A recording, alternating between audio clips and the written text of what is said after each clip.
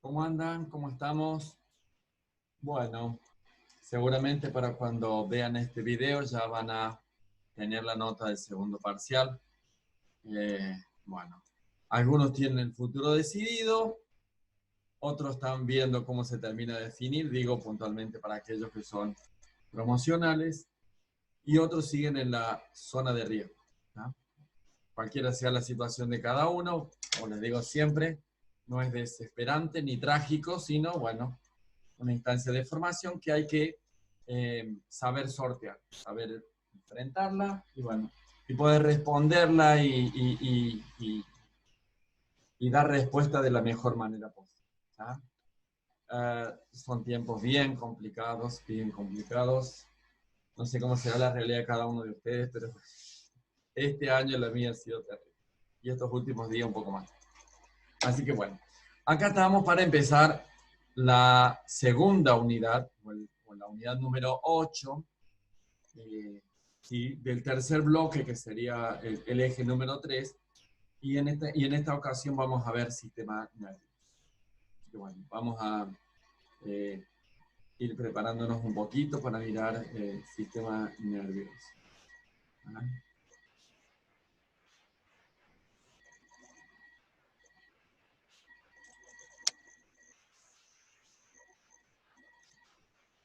Bueno, ahí estamos. Vamos a ver sistema nervioso. Es complejo, tiene muchas particularidades, eh, es sumamente relevante en la vida de la persona este sistema nervioso. Y vamos a ver algunas de las funciones para que lo entendamos mejor. ¿Qué pasó? Eh,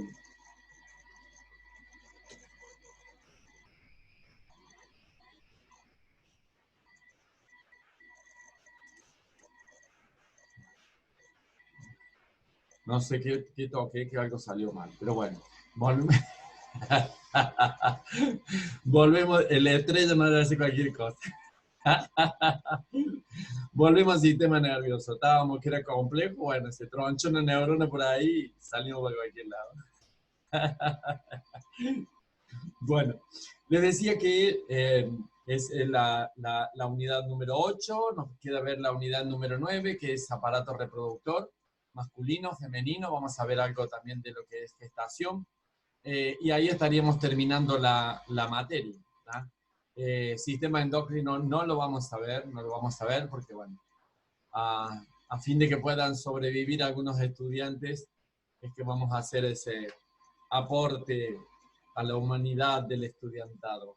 Eh, bueno, vamos a ver un poquito sistema nervioso. Les hablaba acerca de esta cosa que es sumamente complejo. Sumamente complejo porque tiene, digamos, eh, la gran función de comunicar, relacionar, vincular, ¿ah? Hacia el interior del organismo, ¿ah? Y hacia el exterior del organismo. Hacia el interior del organismo, por ejemplo, cuando veíamos cuando veíamos aparato digestivo, veíamos que aparecía la sensación de hambre, que aparecían los movimientos peristálticos, que aparecían una serie de sustancias que en términos de secreción, como podían ser las glándulas salivales, la vesícula, el hígado, el páncreas, este funcionamiento del estómago de mezclado y propulsión. Bien, eso es en virtud del sistema nervioso. ¿Ah? El sistema nervioso en el control del interior del organismo, del adecuado funcionamiento del organismo humano, digamos, está vinculado allí. Allí aparece el sistema nervioso dando, digamos, todo lo que es coordinación y ordenando y acondicionando ese organismo humano para que tenga respuesta hacia el interior.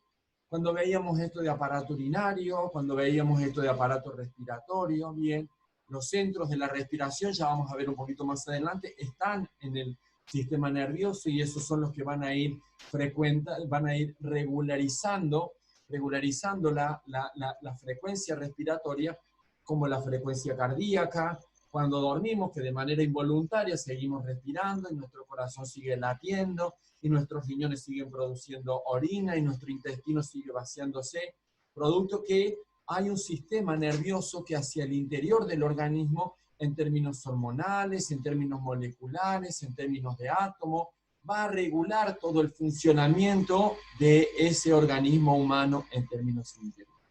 ¿Ah? A esto lo van a encontrar con el nombre de funcionamiento vegetativo, ¿sí? Puede aparecer en alguna bibliografía y hace referencia a eso, a todo ese control que realiza el sistema nervioso hacia el interior del organismo y en donde la persona humana en términos voluntarios nada tiene que ver. ¿Ah?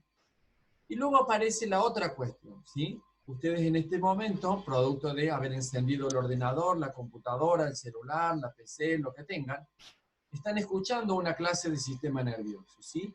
El poder ver al docente, el poder escuchar la clase, el poder razonar, el poder relacionar, el poder identificar los diferentes colores que tienen en la pantalla, el poder identificar el sonido de las palabras, lo que quiere decir cada palabra, el ir armando ese concepto, el ir entendiendo cómo es que funciona este sistema nervioso, todos esos aspectos, ¿sí? Ustedes los perciben del entorno, del ambiente que los rodea, en este caso de una clase, ¿sí? Bueno, el poder entender, el poder comprender, el poder asimilar, el poder interpretar, es virtud del sistema nervioso. ¿Ah? El poder evocar el pasado, analizar el presente, proyectarse hacia el futuro, todo eso es cuestión del sistema nervioso en términos de funcionamiento para con el exterior, para percibir, para identificar, para participar del medio externo, ¿sí? Esto por decirle algún ejemplo, la cuestión del gusto, la cuestión del tacto, la cuestión del visualizar, los sentimientos, las emociones, todo ese movimiento interior que tenemos, producto de, emocionalmente hablando, cuando estamos enojados, cuando estamos alegres, cuando estamos felices, cuando estamos iracundos, cuando estamos tristes, cuando estamos melancólicos. Bien, todo eso tiene que ver con un funcionamiento del sistema nervioso. El sistema nervioso que es amplio, que es complejo, que hay buena parte del sistema nervioso en términos tanto anatómicos como fisiológicos, que la ciencia de hoy todavía no tiene respuesta, no lo conoce, no sabe qué es, ni cómo funciona o reacciona de determinada manera. Esto para que vean la complejidad que tiene este sistema nervioso. ¿Cómo lo vamos a mirar nosotros? Vamos a mirar un poquito cómo está funcionando su cuestión anatómica, su unidad anatómica y funcional, en qué consiste el tejido nervioso. ¿Se acuerdan cuando veíamos allá en Introducción a la Anatomía y la Fisiología que había 4 grandes tipos de tejido: muscular, epitelial, ¿sí? Y aparecía el sistema nervioso, el tejido nervioso allí, ¿sí? Bien, ese tejido lo vamos a traer acá, lo vamos a abrir un poquito en términos conceptuales y vamos a mirar cómo está constituido. ¿Ah? La placa un poco como que pretende enseñarles eso, pretende mostrarles eso o ilustrarles de manera básica, rudimentaria, porque como les decía recién, el sistema nervioso es muy complejo. Pensaba recién cuando les hablaba acerca de esta cuestión de la percepción del entorno, salir afuera y percibir calor, salir afuera y percibir calor o frío, identificar si está lloviendo o no, si hay viento o no, si tengo que volver a ponerme alguna prenda más liviana porque hace calor o abrigarme un poco más porque hace frío. Bien, allí aparece el sistema nervioso elaborando toda una cuestión de percibir esa información que le rodea, elaborando una respuesta y dando la respuesta, emitiendo una respuesta, ¿sí? Entiéndalo en esto ahora, ¿sí? Va a percibir el entorno, el medio externo, va a elaborar una respuesta, porque son los 3 procesos básicos, los 3 pasos básicos que tiene, y va a devolver una respuesta en términos conductuales, ¿sí? ¿Ah? Bien, las plaquitas un poco como que nos muestran esto. Ahí en el centro una colega intentando, bueno, entiendo yo, calmar la ansiedad o distraer un pequeñito, un gordito aquí arriba, bien simpático por cierto, intentando comunicarse, ¿sí? Y nosotros tratando de interpretarlo, de entenderlo. Y aquí abajo, bueno, eso que hace sentir las maripositas en la panza. Cuando estamos enamorados, gente. Bueno, vamos a empezar a ver ahora cómo está constituido. Por ahora vamos a hablar, o lo vamos a mirar así. Vamos a hablar del sistema nervioso central, ¿sí? Aquel que está constituido por el encéfalo y por la médula espinal. Y vamos a hablar del sistema nervioso periférico, aquel que está constituido por los 12 pares de nervios craneales y los 31 pares de nervios espinales, ¿sí? Esos nervios craneales, como los nervios espinales, van a irrigar todo el organismo humano, intentando o determinando toda la información que pueda percibir el organismo humano, ¿sí?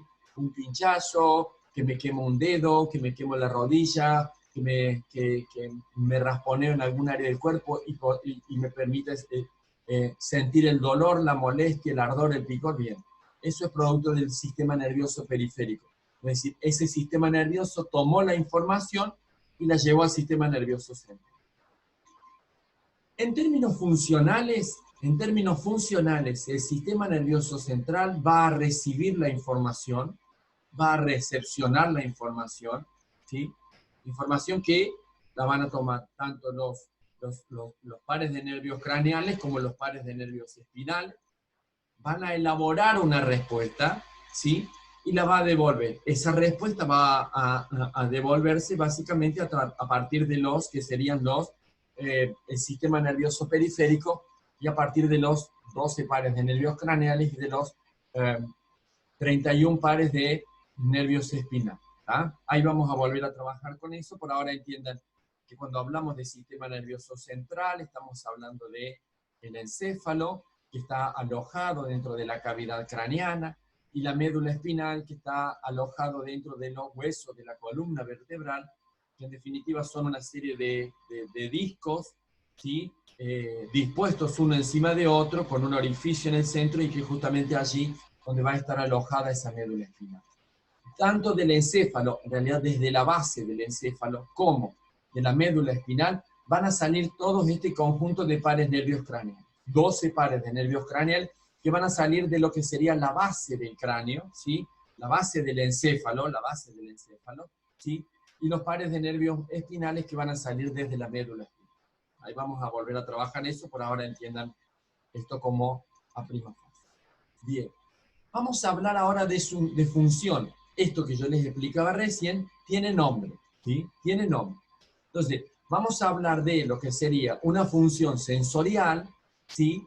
Una función sensorial que tiene que ver con percibir, que tiene que ver con identificar, que tiene que ver con conocer, que tiene que ver con percibir, que tiene que ver con determinar, ¿sí? Identificar el ambiente externo, identificar el gusto de la comida, la temperatura de la comida, identificar el color de prenda que me quiero poner, identificar la respuesta que voy a dar ante una pregunta, un cuestionamiento o una situación que viví, ¿sí?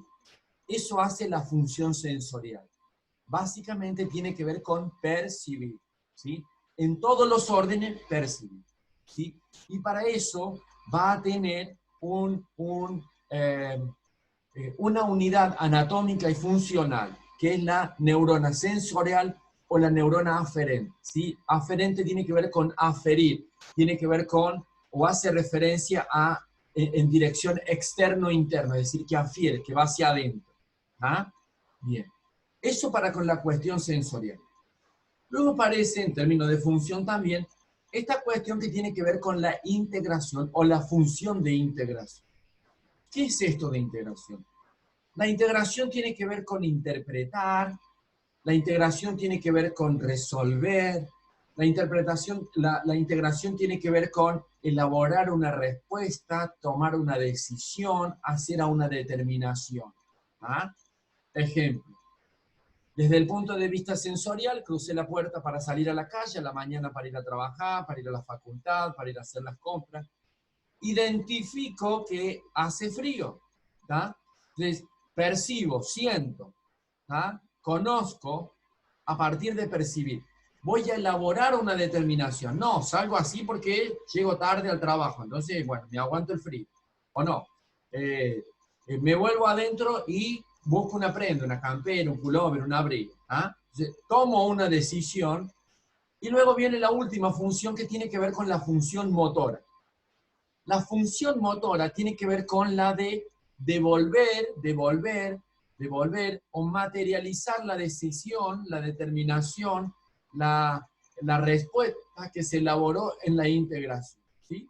En este caso sería, en el ejemplo que veíamos, es colocarme la campera. Entonces vuelvo sobre mis pasos hacia adentro de la casa y me pongo una campera, un chaleco, un pullover, lo que sea, un abrigo. ¿Ah?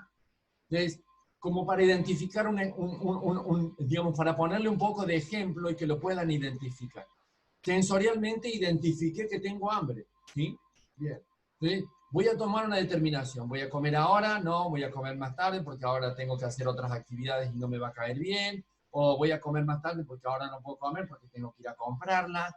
O voy a comer más tarde porque bueno, tengo otra cosa para hacer ahora, o voy a comer ahora porque tengo hambre y tengo el alimento, ¿sí? Y la función motora va a ser justamente la de tomar el alimento e ingerirlo, o esperar un poco más de tiempo para ingerir ese alimento un poco más. ¿Ah? Un ejemplo un poco más simpático, o más, bueno, más pituco. ¿Ah? Vamos por la calle y vemos la chica, el chico que nos gusta, wow, y empiezan las maripositas a revolotear por la panza.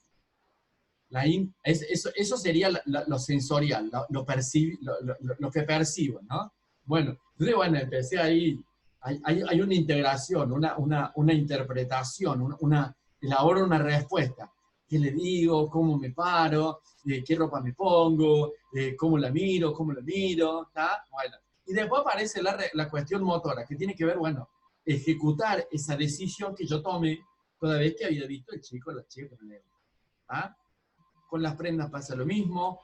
Esto de en la conversación, ya trasladado más a nuestro ejercicio profesional, vamos a encontrar muchas veces que vamos a escuchar una conversación o vamos a escuchar un discurso de un paciente que se está quejando, que se está enojando, que está dolorido, que está preocupado, que está afligido, o que está contento porque su tratamiento está terminando. ¿Tá? Bien, entonces percibimos eso, elaboramos una respuesta, es decir, ¿qué le vamos a decir? ¿Qué le vamos a decir? Y la función motora va a consistir en ejecutar esa decisión que toma. ¿Ah? Bien, espero hayan entendido esta cuestión de la función o de la fisiología de este sistema nervioso, porque en todos los órdenes que hablemos del sistema nervioso van a estar presentes estas funciones. Son básicas, principal, y siempre van a estar presentes, ya sea que estemos estudiando el organismo humano en términos, digamos, vegetativos o de funcionamiento involuntario, o de funcionamiento voluntario, consciente y orientado. En cuanto a la función motora, ¿sí? Van a encontrar a la neurona motora o la neurona eferente, es decir, que efiere el movimiento. ¿Tá? También a esta cuestión de funciones la pueden encontrar como la función aferente, la función de asociación y la función eferente. En alguna bibliografía aparece con ese nombre, está haciendo referencia a exactamente lo mismo y que tiene que ver con idénticas funciones. Digamos. No está hablando de otra cosa que no sea de lo que nos ¿Ah? Bien, vamos a mirar ahora lo que sería la reina y señora o la gran protagonista de esta película, ¿ah? A la unidad anatómica y funcional de este sistema nervioso, ¿ah? Que es la neurona. ¿Ah? La neurona. Van a encontrar alguna bibliografía que va a hacer referencia a que el tejido nervioso está constituido por las neuronas y las células gliales o glías, o sí, células gliales o glías, o también aparecen con otro nombre, células gliales o glías, o células auxiliares del sistema nervioso. También lo pueden encontrar en alguna bibliografía con ese nombre. ¿Ah? Alguna otra bibliografía solo habla de la neurona y a las células gliales las pone como un elemento, digamos, accesorio al sistema nervioso. Bien, la bibliografía en este último tiempo ha decidido que, o ha acordado mejor, que el sistema nervioso está constituido por las neuronas y las células gliales, el tejido nervioso. El tejido nervioso es un tipo de tejido sumamente específico que está constituido por la unidad anatómica y funcional, que son las neuronas, y las células gliales o las glias. ¿Ah? Ahí vamos a ver en qué consiste cada una de ellas. Para que tengan una idea más o menos, el sistema nervioso central, recuerden que el sistema nervioso central estaba constituido por lo que sería el encéfalo y por la médula espinal, está constituido por alrededor de 100.000 millones de células, 100.000 millones de neuronas van a constituir ese sistema nervioso central, ¿sí? Mientras que el sistema nervioso periférico va a estar constituido por alrededor de 100 millones de neuronas. ¿Ah? Tengan en cuenta que tiene principalmente una función aferente, ¿sí? O una función sensitiva, digo, para el caso del sistema nervioso periférico, y allí esta menor cantidad de neuronas, tiene que ver con una función aferente, es decir, o sensorial, es decir, esta cosa de percibir información, y luego con una función motora o una función aferente, es decir, de dar respuesta acerca de cuál va a ser la reacción. ¿Ah? Bien. Vamos a ver cómo está constituido esta neurona o esta unidad anatómica y funcional. Veíamos los otros días el sistema óseo y podíamos identificar que había ahí una osteógena, que era un tipo de célula que tenía la capacidad de replicarse, y así dar los osteoblastos primero, los osteocitos después, que se encargaban de todo lo que era la reparación, o el osteocito, la célula del tejido óseo ya maduro, ¿sí? Bien. Es decir, veíamos que había replicación celular, había división celular, había multiplicación celular a partir de una célula específica. Bien. Con las neuronas no va a pasar lo mismo, ¿sí? Toda neurona con la que nacemos, ¿sí? Producto del estímulo, del estímulo que tenemos, ¿sí? Esas neuronas se van a desarrollar y van a ser las que nos van a acompañar a lo largo de toda la vida. De manera que si un fragmento de ese tejido nervioso o un conjunto de esas neuronas, producto de alguna sustancia tóxica, producto de alguna hipoxia, es decir, una baja irrigación de oxígeno, producto de alguna alteración o alguna lesión en el tejido nervioso, esas neuronas se mueren, esa área o esa zona donde esas neuronas están ubicadas va a perder capacidad frente a aquella que tiene todo su tejido nervioso en óptimas condiciones. ¿Ah? ¿Cómo están constituidas esas neuronas? Vamos a encontrar el cuerpo o el soma de la neurona, ¿sí? Vamos a encontrar el núcleo de la neurona, que es donde va a estar todo su ADN, su ARN, toda su información genética, en términos de funcionamiento. Y también vamos a encontrar las dendritas, ¿sí? O dendritas. O también lo van a encontrar con el nombre de dendritas. ¿Tá? En alguna bibliografía aparece con ese nombre, en definitiva está haciendo exactamente lo mismo. Está llamando a lo mismo. Luego tenemos el axón, ¿sí? El axón, ¿tá? Y por último vamos en términos de partes, van a encontrar básicamente tres grandes partes. El cuerpo de la neurona, el axón de las neuronas y las terminales axónicas, ¿sí?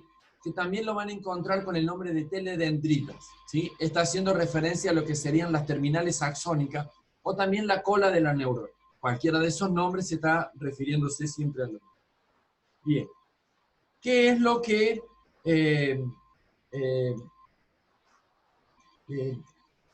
¿Cómo es que funciona o cómo es que se comportan estas neuronas? En términos de característica particular, la neurona tiene excitabilidad eléctrica, ¿sí?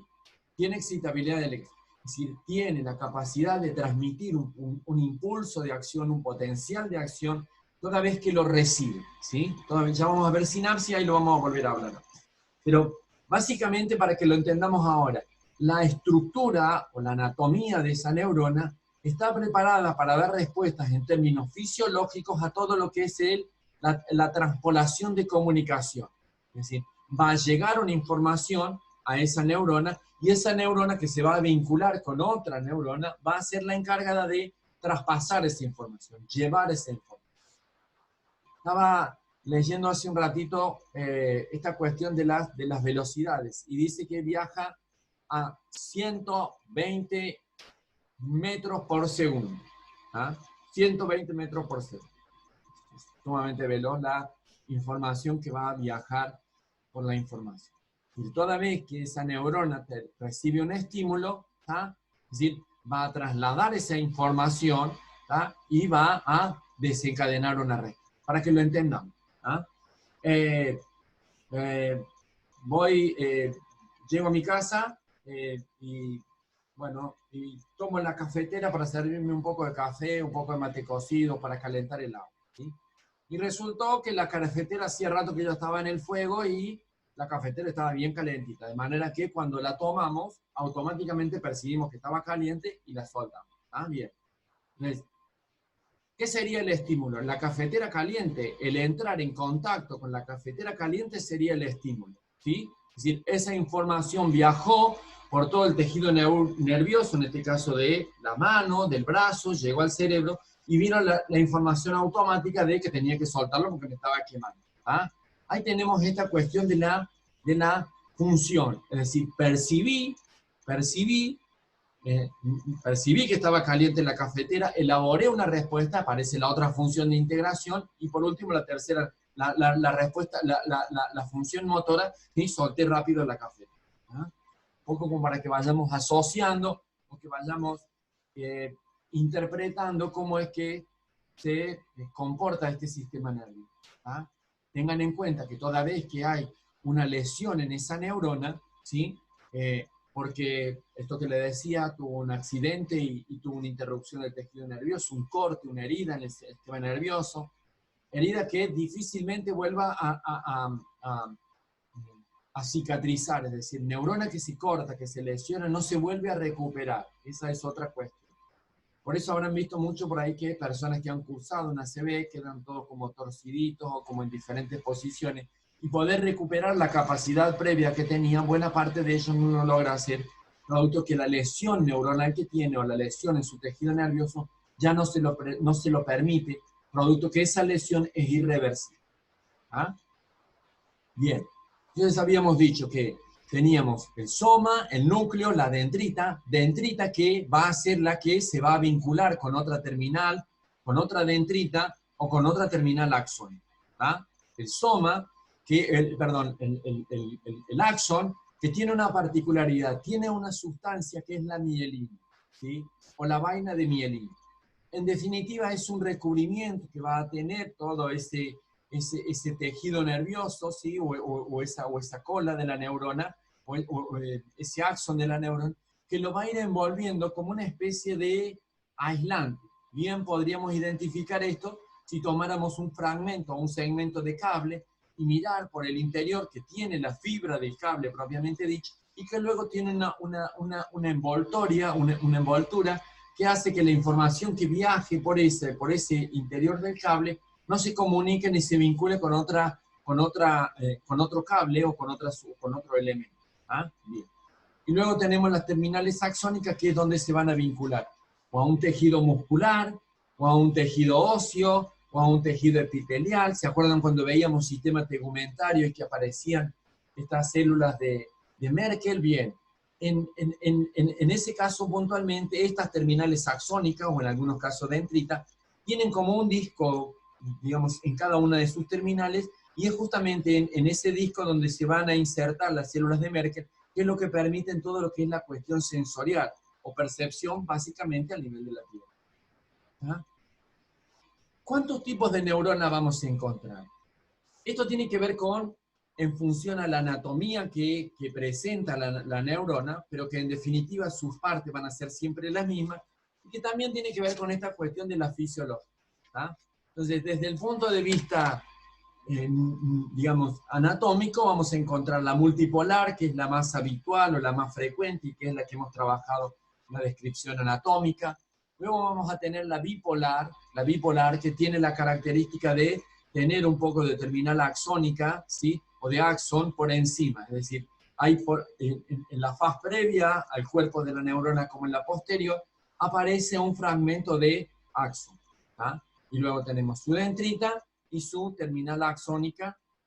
En el caso de la neurona unipolar, ese cuerpo de la neurona aparece como en una especie de satélite, ¿sí? O como salido de lo que sería el axón de la neurona y toma la misma forma que una neurona multipolar, digamos, en términos fisiológicos. Exacto. En términos fisiológicos, la función es la misma, pero anatómicamente tiene como otra disposición. Esto tiene que ver con que en algunas de esas neuronas, para el caso de la bipolar, de la unipolar, están vinculadas a todo lo que son funciones más específicas, como son el olfato, el gusto, el oído, ¿sí? Aparecen ahí un poco esta cuestión de las neuronas, o este tipo de neuronas. Bien. ¿Qué son las células gliales, o las neuroglias, o las glías? Ahí está el otro nombre que no me acuerdo. Son células auxiliares necesarias, sumamente importantes en el funcionamiento y en el mantenimiento de este tejido nervioso, ¿sí? Alguna bibliografía habla de un poco más, otra bibliografía habla de un poco más. En el caso nuestro, vamos a ir mirando un poquito cómo es que aparecen estas neuroglias, estas glías o estas neuroglias en términos de función. ¿Dónde la vamos a encontrar a estas neuroglias o a estas células gliales o a las glías? Siempre alrededor de la neurona, vinculada o al axón de la neurona, o a la dendrita de la neurona, al soma de la neurona, la terminal axónica de la neurona, pero siempre van a estar en términos de células satélites, células auxiliares, vinculando, protegiendo, resguardando, asistiendo a toda esta neurona, atento a la función tan noble que tiene en esta cuestión de el mantenimiento de la vida en el organismo humano. Bien, vamos a ver cómo están constituidas, o cuáles son. Básicamente vamos a ver 5 tipos de neuroglias, cada una con su función. Vamos a ver los astrocitos, ¿sí? ¿Qué es el astrocito? Un tipo de neurona que va a, un tipo de neuroglia, perdón, un tipo de célula glial que va a proteger a la neurona a partir de drenar una sustancia química que hace a todo lo que tiene que ver con el mantenimiento de la vaina de mielina, pero básicamente tiene que ver con impedir que alguna sustancia, como puede ser un virus, una bacteria, un hongo, alcance esa neurona. Tiene que ver con una función de protección de la neurona. Ese para el caso del astrocito. Luego aparecen los oligodendrocitos, que es un tipo de neuroglia o de célula que básicamente va a estar vinculada a lo que es el axón de la neurona y que va a tener la función de formar y de mantener todo lo que tiene que ver con la vaina de mielina. Recuerden que la vaina de mielina era lo que hacía la protección y permitía el paso de la información del potencial de acción sin que ese potencial de acción o esa información se alterara. Ejemplo, habrán escuchado esta cuestión de algunas patologías asociadas a el trastorno neurológico. La demencia senil, el mal de Alzheimer, el síndrome el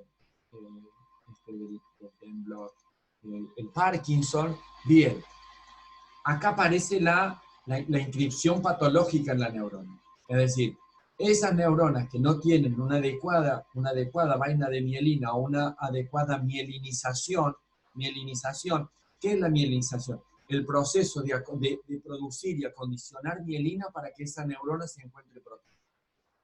Cuando no tienen estos procesos funcionan de manera adecuada, ¿sí? Entonces aparecen todos estos trastornos, que la persona no se comunica de manera adecuada, tiene un trastorno severo de la comunicación, ya sea desde el punto de vista sensitivo, desde el punto de vista de asociación, es decir, de elaborar una respuesta, o desde el punto de vista motor, es decir, dar una respuesta. Ahí aparece bien esto que sería el mal del Parkinson, que son esas personas que andan todas como temblando, bien, producto de no poder controlar el movimiento toda vez que quieran hacer una devolución. Ejemplo. Y yo hoy pasa un vecino por acá, por el frente de mi casa, y yo le levanto la mano, tengo la posibilidad de elaborar una respuesta, es decir, identificar que mi vecino se está yendo, decido saludarlo, y en conclusión levanto la mano para saludar. Bien. En el caso de esta cuestión de, del mal de Parkinson, básicamente la lesión está a la hora de hacer una devolución en términos motores. Entonces, yo no le podría levantar la mano y saludarlo con toda la precisión que quiero, sino que sería un movimiento que no lo podría controlar. Bien. Entonces, los oligodendrocitos es un tipo de célula que va a formar y va a mantener todo lo que sería la vaina de Miller. Aparece la microglia, una célula también de tipo glial que va a estar alrededor de la neurona y que va a cumplir la función, una célula que tiene que ver también con la protección, que va a ser a la protección y a la seguridad de esa neurona, y que va a fagocitar, es decir, va a capturar, va a comer todo microorganismo, ¿sí? E inclusive algún fragmento de tejido nervioso que esté dañado, ¿sí? Para impedir que se instale alguna lesión o que se manifieste algún tipo de lesión. Esa es la función de la microglia.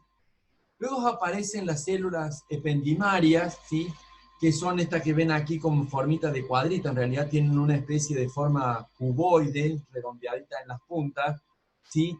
Y que principalmente van a cumplir la función de favorecer todo lo que tiene que ver con el líquido cefalorraquídeo, que va a circular en todo lo que tiene que ver con el tejido nervioso. Ahí vamos a ver alguna cosita cuando veamos meninges acerca de líquidos cefalorraquídeos. Y por último, la célula de Schwann, ¿sí?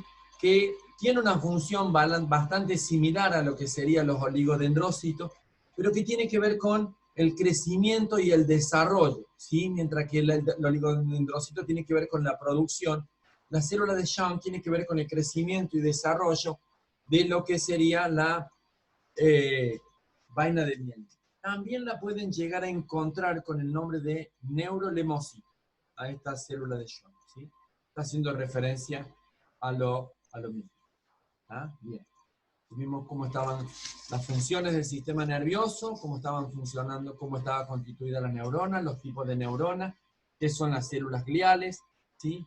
Vamos a ver ahora qué es una sinapsis o cuándo vamos a hablar de una sinapsis. Vamos a hablar de una sinapsis toda vez que como el punto donde se van a encontrar dos neuronas, ¿tá? Punto donde se van a encontrar dos neuronas. Hay diferentes tipos de sinapsis, ¿sí? Que tiene que ver con el modo en el que se va a vincular una neurona con la otra, ¿sí? Puede ser una sinapsis en donde la terminal axónica se vincula a la dendrita de otra neurona. Puede ser que esa dendrita se vincule a otra dendrita de otra neurona. Puede ser que esa terminal axónica se vincule a otra terminal axónica. Hay diferentes tipos de sinapsis y que ustedes, si indagan un poquito en la bibliografía, la van a encontrar. Lo que me interesa ahora es que entiendan que hay, qué es la sinapsis, el punto donde se va a encontrar una neurona con la otra y por donde esa información, ese potencial de acción que viene viajando, ya sea en términos aferentes o en términos eferentes, ¿sí? Va a pasar por allí, se va a vincular, ¿sí? Va a unir una neurona con la otra. Quería hablarles acerca de dos tipos de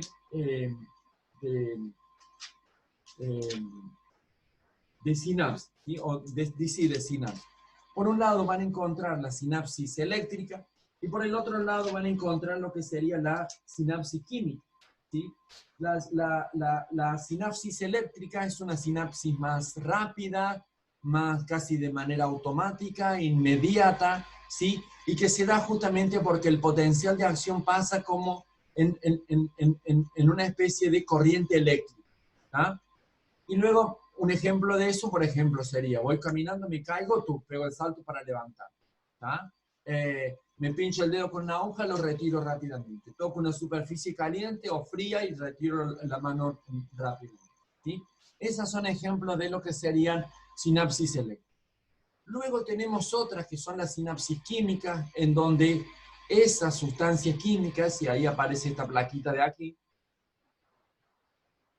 en donde esas terminales, ¿sí?, tanto axónica como de la dendrita, no se van a vincular, no se van a tocar entre sí, no se van a, no se van a tocar entre sí, como si se da en la que sería la sinapsis eléctrica.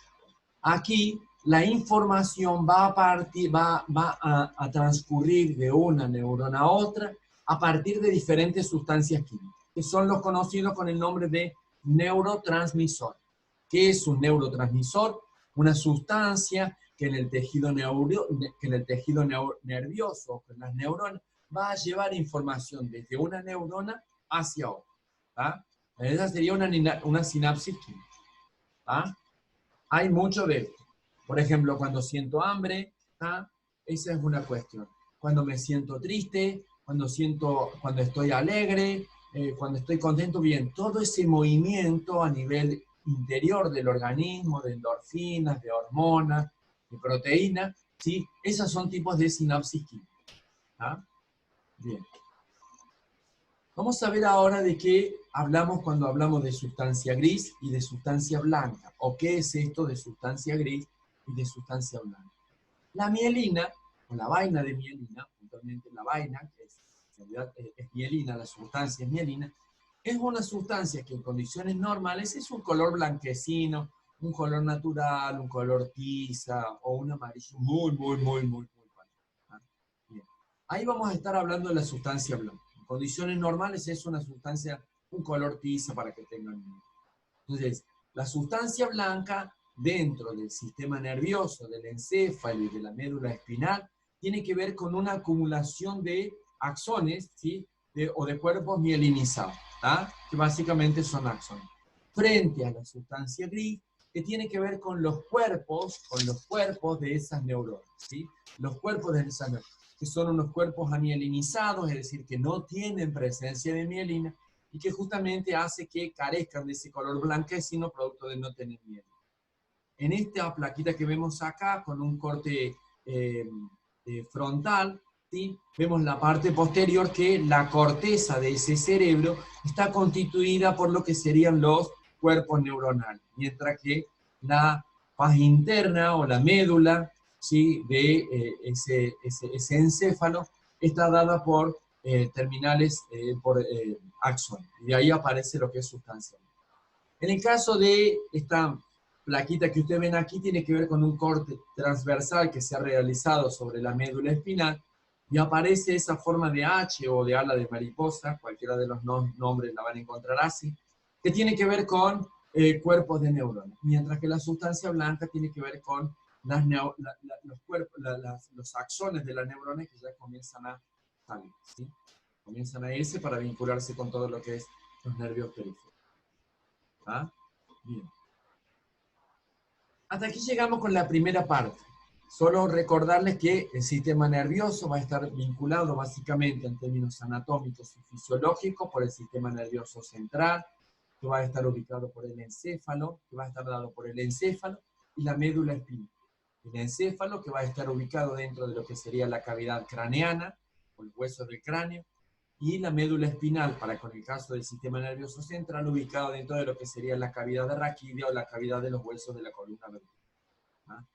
Y el sistema nervioso periférico, que va a estar dado por los nervios, que los nervios en realidad son un conjunto de neuronas, o un filamento de neuronas o una agrupación de neuronas, que van a partir desde el sistema nervioso central y que se van a ramificar a lo largo de todo el cuerpo.